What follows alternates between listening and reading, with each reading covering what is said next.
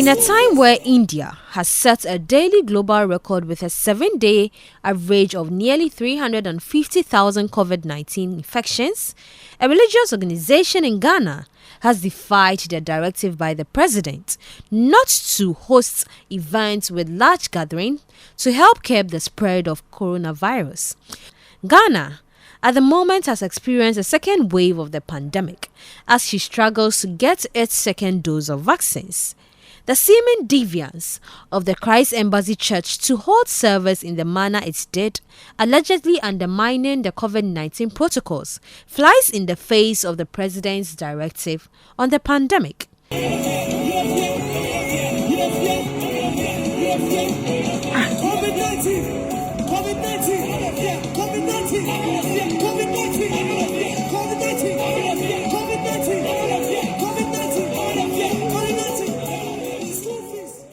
That is a footage from an overcrowded church service at the Fantasy Dome, Accra, which appeared online.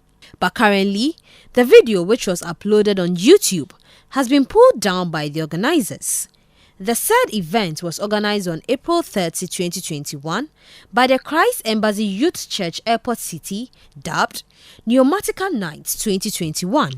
Trending videos of the alleged gathering showed a non-mask wearing mass crowd screaming, chanting, and dancing to the evangelism of a non-mask wearing leader. Social media users have criticized the church for a non-adherence to the safety protocols, expressing concerns about a possible surge in Ghana's active COVID-19 cases. Pressure group Occupy Ghana, in a statement, has made calls for immediate investigations into the potential COVID-19 superspreader religious events. They made reference to the viral video in which thousands of members of the church were packed in an air-conditioned tent with minimal mask wearing and no social distancing. The police have in response locked up the Fantasy Dome at the Trade Fair Center in Accra.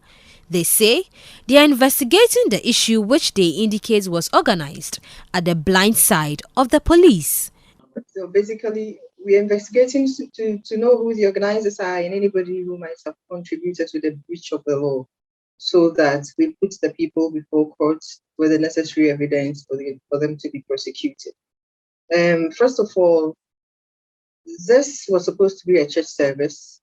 There are signs or protocols that church services are expected to abide by under the Imposition of Restrictions Act, or COVID protocols as we normally call it, such that even if you had seen advertisements or announcements or flyers of any kind announcing a religious service as this one, you would expect that reasonably the organizers would abide by the protocols, because religious services are not banned. They are only expected to abide by certain protocols, which means that you wouldn't go in immediately to stop it or do anything. And so this might have come to the attention of the police earlier, but reasonably you expect that they would have done the right thing until information started trickling in that members of the Christ Embassy Church had gathered in breach of the law.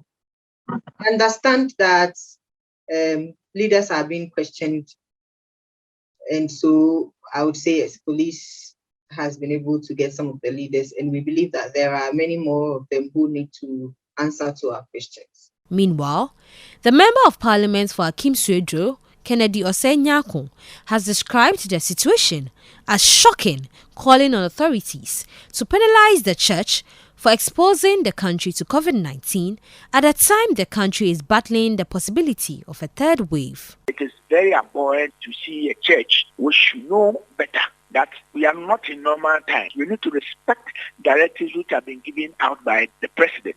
And for them to go contrary to that, that is the shocking aspect, and that is the unfortunate aspect. They should be penalized for that. And it doesn't matter if they are church. They have to be penalized because they knew they were church and they went contrary to directives that all of us we are heading to. We have been confronted with a second wave. Had it not been God on our side, we wouldn't have known where we would have been by now.